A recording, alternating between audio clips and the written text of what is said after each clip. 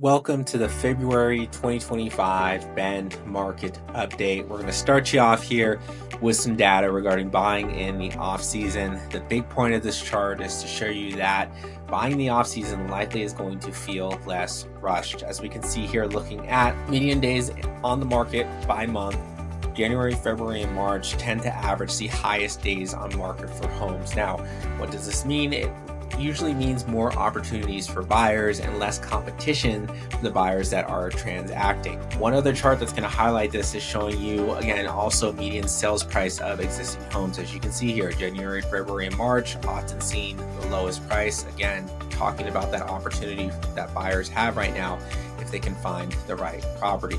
As we get into April, May, June, so spring and summer months, we see that market heat up. We see more buyers going after listings and therefore more competition when it comes to finding the right home for you. Moving forward to our interest rate chart. Now we continue to look at this just because of how important it is to the market. But one thing I want to highlight, despite rates still being around that 7% mark, is that we have buyers out there transacting and doing their thing. What my team and I are finding is that buyers, especially paired with some of the opportunities in this winter market, are willing to kind of forget about the interest rates for now and look at some strategy to make it work. So that's what we're experiencing. If you're currently sitting on the sidelines, have a chat with your lender, have a chat with your agent, and see what you can do to maybe get in the market sooner and take advantage of some of the opportunity that is out there prior to the busier spring and summer timeframes. So moving forward to the stock market. Again, the stock market is something we often look to and see correlation between how hot the real estate market is. One thing we notice here in this 5-year chart of the stock market, it is more than doubled here in terms of value over the last 5 years. So one thing we're seeing is that a lot of buyers, they're not first-time home buyers, and they're drawing a big portion or all their down payment from stock market investments throughout their career. So while rates are still high, other positives that are supporting prices here in our region across the country, and the stock market tends to be one of them, just with the overall positive direction that it has gone. So moving forward into numbers, our Ben Beacon report. So this is data from homes closed in January. We had a $735,000 median home price, 111 closings, 53 median days on market. So definitely slow for our market standards, but again, it's that time of year. And then 2.5 months of inventory. So still not a ton of inventory, a little bit more than we've had in previous years at certain moments, but still not a ton to pick from. Moving forward to MLS data for Ben, and this is single family homes between 400K and 3 million. So again, homes that have not closed. Got 437 total listings, 196 listings with changed price. So that's about half of those listings had to take a price cut. 81 median days on market, and then average change from original price is down about 5.2%. So median price in thousands, as we can see here. Always a roller coaster between seasonality and other market factors. Currently sitting at 735. We saw that creep up from 700K in December. It'll be interesting to see if this continues to climb as we head into the breezier spring months ahead. Median price per square foot shows a similar story, steadily climbing out from the November and December timeframe.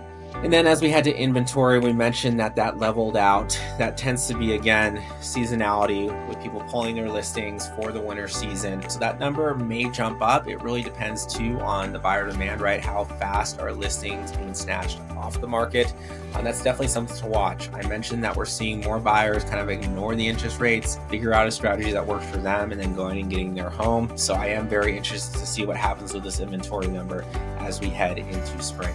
In terms of days on market, again, with the seasonality, we're peaking up here at 53 days on market. You look back, this December, January, February timeframe, it tends to always be our longest days on market. But as we head into March, April, you can see here back in 2023 when we went from 51 to 13 to 10, and then back in 2024, in February, we were at 40 days on market, down to 20, down to 10, and we do expect a similar trend here as we head through 2025. The bottom line, you got the green light, spring rush in February. We are seeing buyers transact. We are seeing listings come on the market. So again, if you've been thinking about buying, selling, there's still some great opportunity before the market really heats up. And we recommend you having the conversations right now regarding the strategy you need to be successful. Low inventory. So that also means that if you're a buyer, it's still technically leaning a little bit towards a seller's market. So you have to be quick to listings that are appealing to you, right? If you see a listing on Zillow, on Realtor.com, on our website, and you love it, it's highly likely that other people are loving that listing as well. It's in your best interest to act and move fast. Despite higher interest rates, buyers are out in force and sellers are preparing to transact. Again, that touches on everything that I just mentioned. People are wanting to get moving, they're wanting to transact, purchase their home, and sell their home, and we're feeling that heating up here as we're heading towards March. So get in touch with your agent early to plan for success. I just mentioned that having a strategy ahead of time, being pre-approved ahead of time.